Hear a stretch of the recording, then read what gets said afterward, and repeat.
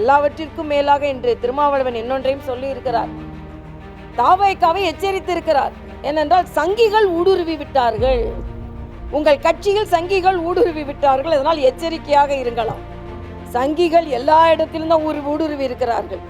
இன்னும் சொல்ல போனா உங்க கட்சிக்குள்ளேயே சங்கிகள் ஊடுருவி கொண்டுதான் இருக்கிறார்கள். ஏனென்றால் யாரெல்லாம் இந்த கலாச்சாரத்தை மதிக்கிறார்களோ, யாரெல்லாம் இந்த அரசியலமைப்பு சட்டத்தை வணங்குகிறார்களோ அவர்கள் எல்லாம் சங்கிகள் தான். ஆக நீங்கள் எனவே எச்சரிக்கையாக இருந்தாலும் இல்லாவிட்டாலும் எல்லா இடங்களிலும் சங்கிகளின் ஊடுருவல் இருக்கும்.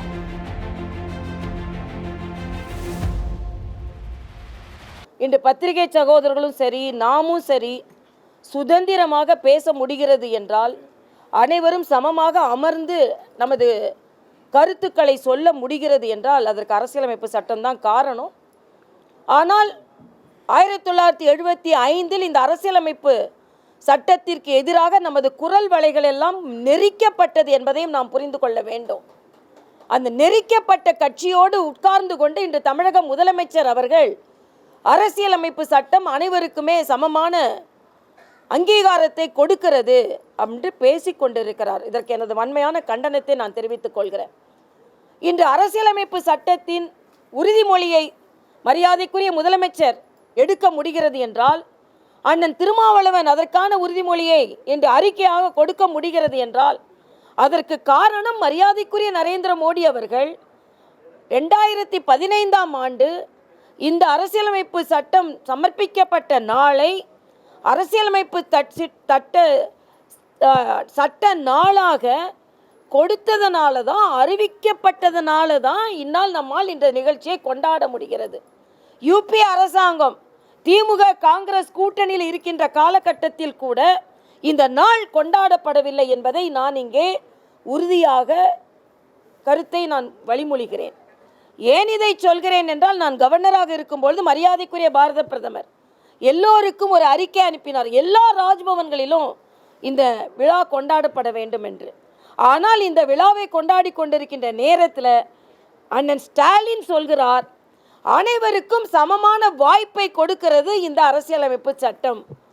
ஆக அனைவருக்கும் சமமான வாய்ப்பை அரசியலமைப்பு சட்டம் கொடுக்கும். ஆனால் ஆட்சியிலையும் கட்சியிலையும் அனைவருக்கும் சமமான வாய்ப்பை நாங்கள் கொடுக்க மாட்டோம், எங்கள் குடும்பத்தை சார்ந்தவர்கள் தான் துணை முதலமைச்சராக வர முடியும். ஆனால் அதே நேரத்தில் நேரடி எதிராக மரியாதைக்குரிய பாரத பிரதமர் சொல்கிறார், ஒரு சாமானிய குடும்பத்தில் பிறந்த நான் இன்று இங்கே தலைமை பண்பில் உட்கார்ந்து இருக்கிறேன் என்றால் அதற்கு காரணம் அனைவருக்குமான அங்கீகாரத்தை கொடுக்கின்ற அரசியலமைப்பு சட்டம் என்று நான் அண்ணன் திருமாவளவன் அவர்களையும் கண்டிக்கிறேன். ஏனென்றால் இது மனு நீதிவாதிகளால் ஒரு நாட்டிற்கு ஒரு அச்சுறுத்தல் ஏற்பட்டு இருக்கிறது என்று சொல்கிறார். தீவிரவாதிகளால் தான் இந்த நாட்டிற்கு அச்சுறுத்தல் ஏற்பட்டு இருக்கிறது. ஆக அந்த தீவிரவாதிகளின் வாளை ஒட்ட நறுக்கியது நமது பாரத பிரதமர் நரேந்திர மோடி அவர்கள். எல்லாவற்றிற்கும் மேலாக இன்று திருமாவளவன் இன்னொன்றையும் சொல்லி இருக்கிறார். தாவேகாவை எச்சரித்து இருக்கிறார். ஏனென்றால் சங்கிகள் ஊடுருவி விட்டார்கள், உங்கள் கட்சியில் சங்கிகள் ஊடுருவி விட்டார்கள், அதனால் எச்சரிக்கையாக இருங்களாம். சங்கிகள் எல்லா இடத்திலும் தான் ஊடுருவி இருக்கிறார்கள். இன்னும் சொல்ல போனால் உங்கள் கட்சிக்குள்ளேயே சங்கிகள் ஊடுருவி கொண்டுதான் இருக்கிறார்கள். ஏனென்றால் யாரெல்லாம் இந்த கலாச்சாரத்தை மதிக்கிறார்களோ, யாரெல்லாம் இந்த அரசியலமைப்பு சட்டத்தை வணங்குகிறார்களோ அவர்களெல்லாம் சங்கிகள் தான். ஆக நீங்கள் எனவே எச்சரிக்கையாக இருந்தாலும் இல்லாவிட்டாலும் எல்லா இடங்களிலும் சங்கிகளின் ஊடுருவல் இருக்கும். அது பாஜகவில் பெரும்பான்மையாக இருக்கும், உங்கள் கட்சிகளெல்லாம் ஓரளவுக்கு இருக்கும் என்பதை நீங்கள் இனிமேல் சங்கிகளின் ஊடுருவலை எங்கேயும் தடுக்க முடியாது தமிழகத்தில் என்பதை திருமாவளவன் போன்றவர்கள் புரிந்து கொள்ள வேண்டும். ஆக இன்றைய காலகட்டத்தில் அருந்ததியினருக்கு நாங்கள் தான் எல்லாம் செஞ்சோம், பட்டியலின மக்களுக்கு நாங்கள் எல்லாம் செஞ்சோம், அவங்களுக்கு இத்தனை ஹாஸ்டல்கள் நாங்கள் திறந்தோம் எல்லாம் சொல்லி கொண்டிருக்கும் முதல்வர் அவர்களே, வேங்கை வயலை மறந்து விட்டீர்கள். வேங்கை வயலில் பட்டியலின சகோதரர்கள் நலமாக தண்ணீர் கொடுக்க வேண்டியவர்கள் மலமாக தண்ணீர் குடித்தார்கள். இன்று வரைக்கும் அது கண்டுபிடிக்கப்படவில்லை.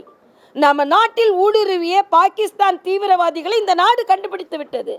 ஆபரேஷன் சிந்தூர் என்று தீவிரவாதிகளை சென்று அவர்களை அழித்தும் செய்து விட்டார்கள். ஆனால் நீங்கள் இன்னும் ஒரு மலம் கலந்தவர்களை கண்டுபிடிக்க முடியவில்லை. நீங்கள் பேசுகிறீர்கள் இன்று பட்டியலின சகோதரர்களுக்கு நாங்கள் உறுதுணையாக இருந்து கொண்டிருக்கிறோம் என்று. உங்களுக்கு எந்த தார்மீக உரிமையும் கிடையாது. அதனால் இன்று நாங்கள் பெருமையாக பேசுகிறோம். இன்று இந்த அரசியலமைப்பு தின நாளை கொண்டாடுவதற்கு பாரதிய ஜனதா கட்சிக்கு உரிமை இருக்கிறது. எல்லாவற்றிற்கும் மேலாக இன்று இந்த அரசியலமைப்பு சட்டத்தை எப்படி அறிமுகப்படுத்தினார் என்றால், மரியாதைக்குரிய பாரத பிரதமர் 2 அவைகளையும் கூட்டி அதில் அறிவித்தார். அதே போல இன்று 2 அவைகளும் கூட்டி அரசியலமைப்பு தினமான இன்றை கொண்டாடுகின்ற நேரத்தில் டெல்லியில் தமிழ் ஒலித்திருக்கிறது. நமது குடியரசுத் தலைவர் துணைத் தலைவராக இருக்கின்ற அண்ணன் CPR அவர்கள் தமிழில் பேச்சை ஆரம்பித்திருக்கிறார். அந்த வகையில் தமிழ் ஒலிப்பதற்கு காரணம் மரியாதைக்குரிய பாரத பிரதமர். அங்கே பாராளுமன்றத்தில் தமிழ் ஒலிக்கிறது, ஆனால் இங்கே செம்மொழி பூங்காவில் நேற்றைய தினம் தமிழ் தாய் வாழ்த்து பாடப்படவில்லை, தமிழ் ஒலிக்கவில்லை என்பதையும் நாங்கள் இங்கே கடுமையான கண்டனத்தோடு பதிவு செய்கிறோம். டயா பூஸ்டர் சுகருடைய ரிமோட் கண்ட்ரோல் இனி உங்க கையில. அனைத்து மருந்து கடைகளிலும் கிடைக்கும். செய்திகளை உடனுக்குடன் தெரிந்து கொள்ள கீழ்கண்ட கேபிள் மற்றும் DTH நெட்வொர்க்குகளில் எம்நாடு செய்தி தொலைக்காட்சியை காணுங்கள். பாதகம் செய்பவரை கண்டால் நாம் பயம் கொள்ளலாகாது பாப்பா. மோதி மிதித்து விடு பாப்பா, அவர் முகத்தில் உமிழ்ந்து விடு பாப்பா. அண்மை செய்திகளை உடனுக்குடன் தெரிந்து கொள்ள இணைந்திருங்கள் எம்நாடு தொலைக்காட்சியுடன்.